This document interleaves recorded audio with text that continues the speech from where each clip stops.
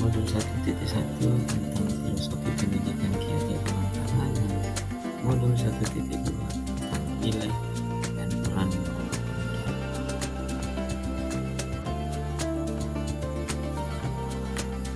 Pada pemaparan koneksi antar materi ini saya menggunakan referensi model 4T, yaitu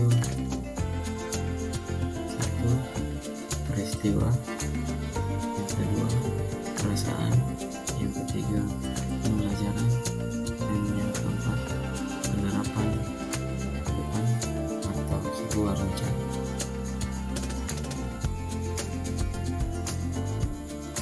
Yang pertama, peristiwa.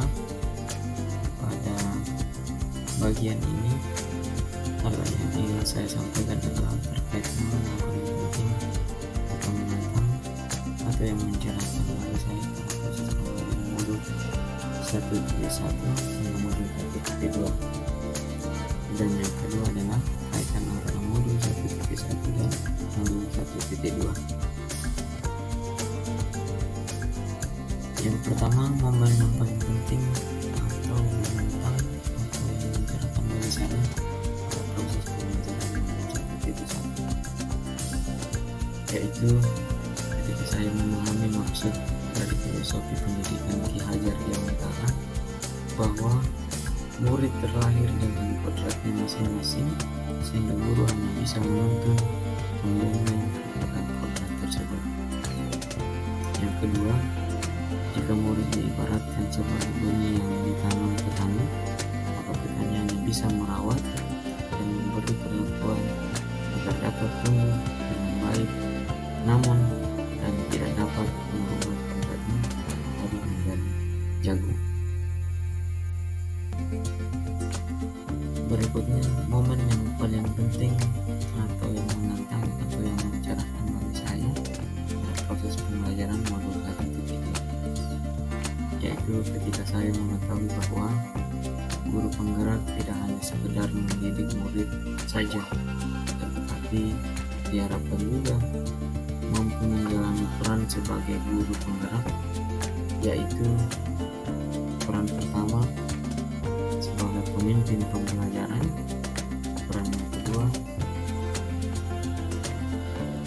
mampu melakukan coach bagi guru lain, kemudian yang ketiga menjadi pendorong kolaborasi, kemudian yang keempat mampu mewujudkan kepemimpinan murid, dan yang kelima mampu menjadi penggerak komunitas praktisi.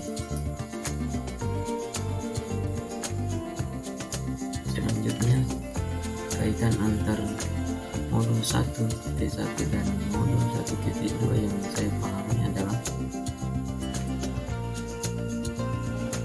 kita perlu memahami prinsip dasar pendidikan yang menuntun berdasarkan pemikiran Ki Hajar Dewantara agar mampu mengimplementasikan peran secara tepat.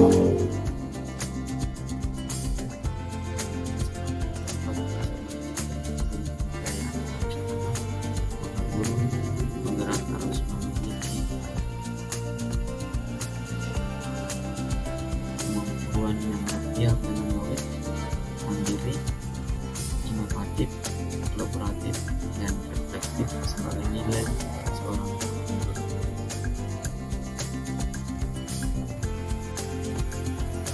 Selanjutnya yang kedua, yaitu perasaan.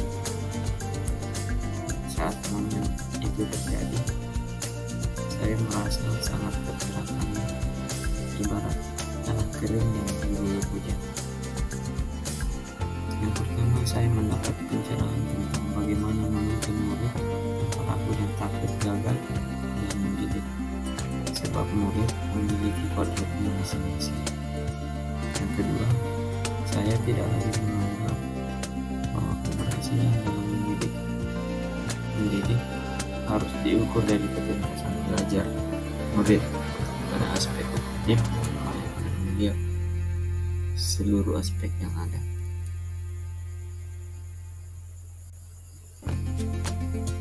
Selanjutnya, yang ketiga, pembelajaran. Sebelum momen itu terjadi, saya berpikir bahwa Seorang guru yang dikatakan gagal dalam mendidik jika ada muridnya yang mendapat nilai rendah pada mata pelajaran yang ia ambil. Kemudian berikutnya, setiap murid adalah sama sehingga saya memberi perlakuan yang sama pula kepada semua murid tanpa memikirkan kebutuhan belajarnya maupun minat dan bakatnya. Sekarang saya berpikir bahwa murid terlahir dengan kekuatan kodratnya masing-masing. Mereka memiliki keahlian yang berbeda-beda. Ibarat seekor penguin tidak harus terbang,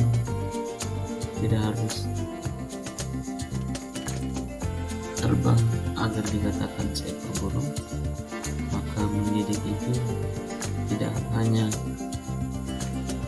transfer ilmu, melainkan menuntun murid agar memiliki budi pekerti yang baik.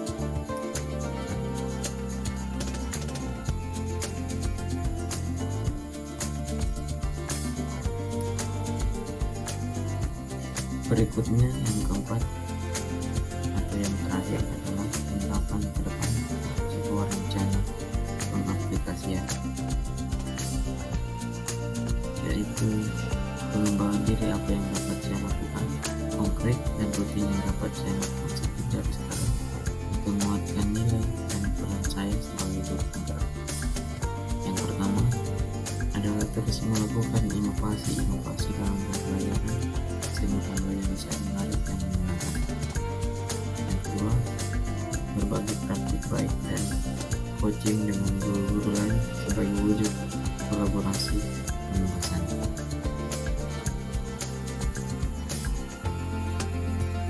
Demikian pemaparan saya kali ini. Terima kasih, salam dan bahagia.